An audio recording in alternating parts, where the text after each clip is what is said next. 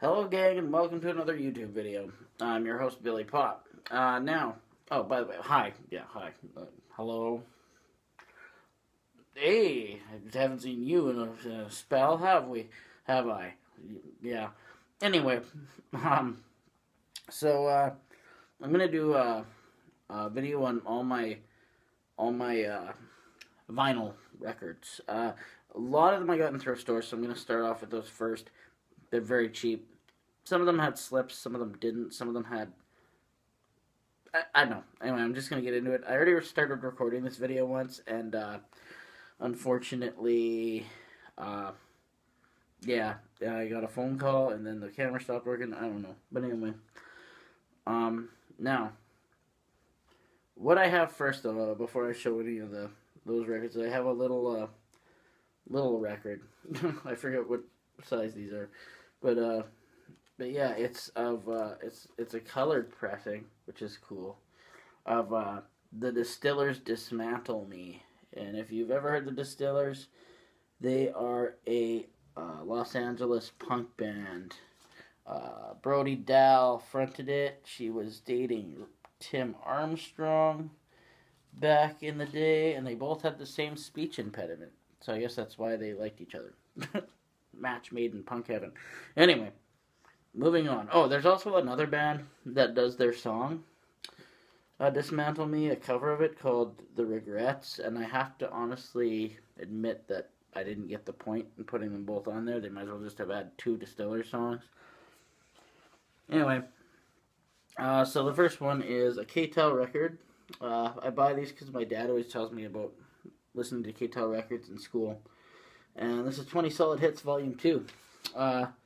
This has got like Indian Reservation by the Raiders, great song. Sweet City Woman by the Stampeders. And not everything else I can really remember. I don't know. I'm just giving you a couple ideas of what kind of music is on here. This next one is Boogie Woogie Corner. This is literally like a jazz album. It feels like you're in like an old bar in the 30s, like a lounge or something, when you listen to this. I just got it because I just like the title, and I actually dig the music. I dig it. As a musician, I can really appreciate all different, eras and stuff like that. And it's kind of inspiring.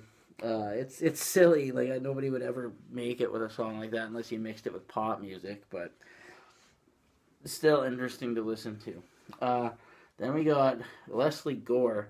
If you're unfamiliar with Leslie Gore, the song "It's My Party and I'll Cry If I Want to," or "Sunshines and Lollipops and Rainbows Everywhere."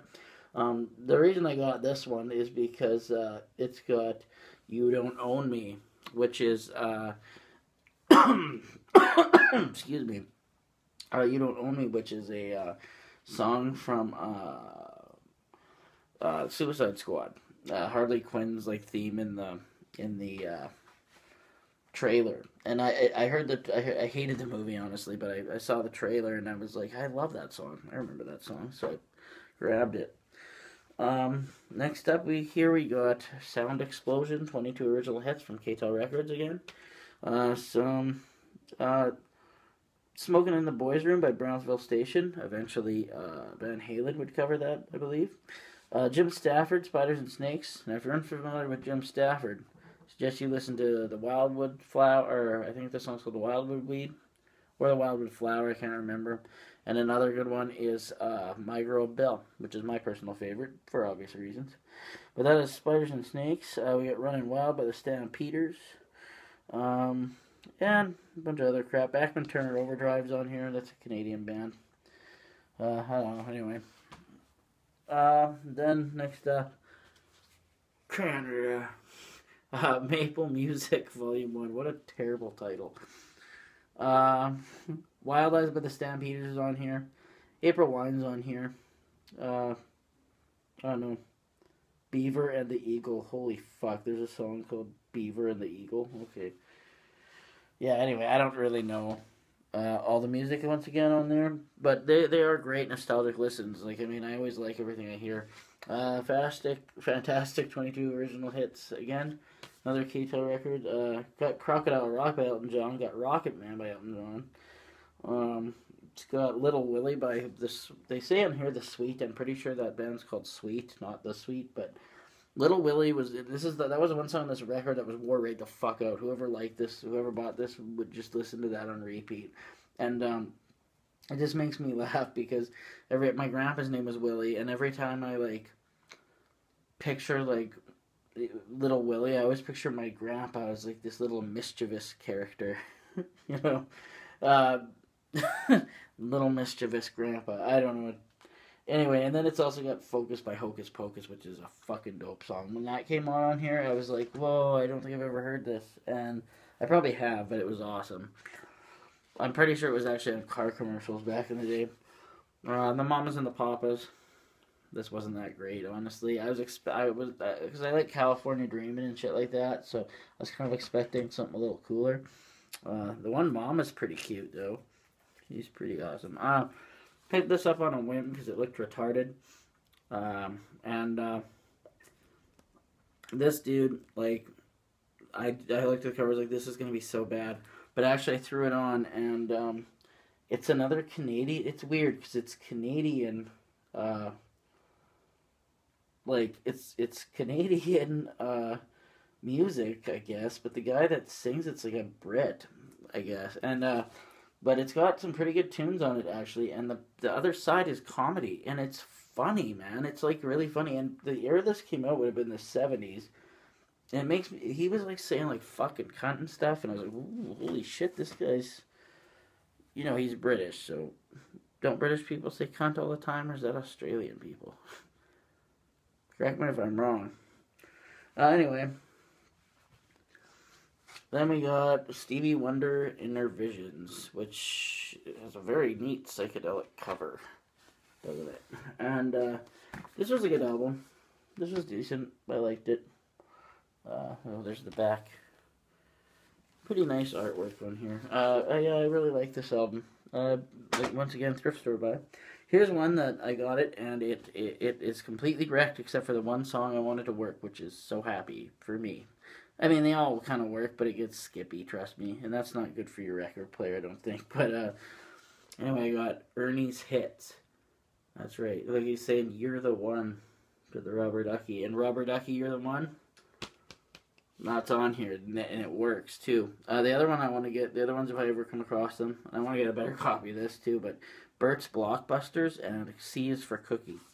That'd be lovely. I love old kids' records from back then. They're always neat. Next up, we got Cat Stevens' Greatest Hits. Now, there's a little inlay in here, and I'm pretty sure Cat Stevens is dead. And when I was talking to my dad about him, I was like, yeah, look at this picture of him playing. And my dad says, well, he's probably fucking, like, you know, he's probably not dead. That's probably where he's hiding, wherever he is in that picture. I was like, yeah, no doubt. Paradise. But yeah, it was good stuff on that one. Now this chick, Nancy Sinatra, Boots. You know, these boots are made for walking. You know that tune? Now if I was a kid back then, I think I'd be all over it. Like, I'd be a fan of her. Because she's cute, man. Holy shit. Pretty cute, pretty dolled up. But yeah, this is actually a pretty good fucking album, to be honest. It has Day Tripper on it. I don't know who made it first, the Beatles or her. I never looked it up either. The Return of Rock, Jerry Lee Lewis. This honestly was, it had Flip Flop and Fly. It's not bad, but it doesn't have like Great Balls of Fire on it. It has a song called Sexy Ways. Johnny B. Good's on here. I don't know. You know, it's whatever, pretty generic shit, honestly. This was a disappointing buy because I got Man from Man's Earth Band, and I thought it had Quinn the Eskimo on it, but when I took the record out, wasn't even the right fucking record. It was still Manfred Mann, but it was a different record.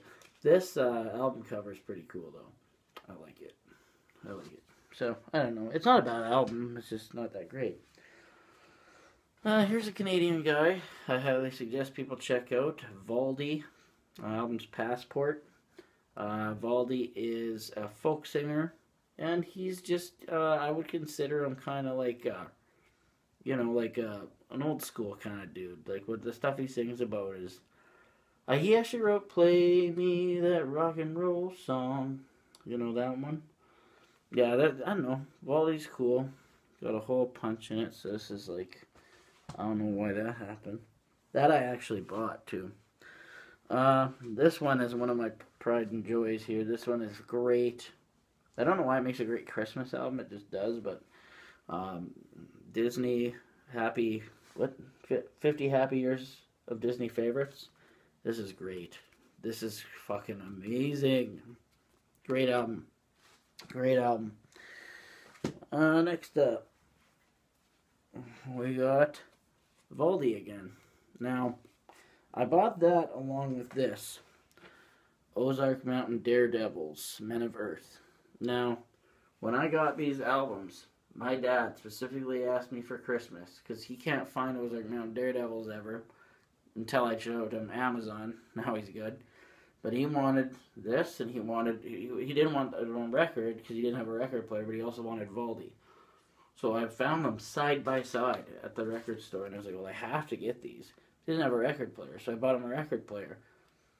Turns out I inherited the record player because he doesn't really use it. So now he has all the albums on CD. Anyway, so now we're moving on to the stuff that I've actually bought in a store or ordered. And I don't have much. And you've already seen two of them if you've watched my past videos. But the Twin Peaks music from the limited event series, the season 3. This is actually a great album now. When the show is going, these bands play at the end of every episode. And to be honest, when you're on a marathon, it kind of takes you right out of the show. So it was kind of more or less annoying when I was watching the show. But when I actually bought the album, the music's good. Yeah, I think the problem honestly was the performances. But this is funny because just like in Twin Peaks, you can find like little secrets in this. On the record, there's actually stuff written into the fucking record. Like, not into the song part of the record, but in, like, the little center part. There's symbols and shit. It's so fucking awesome. Anyway, I'm not going to get into that. But, the other one I showed you guys before. Oh, my God, man. Dude, I'm still in the middle of the YouTube video.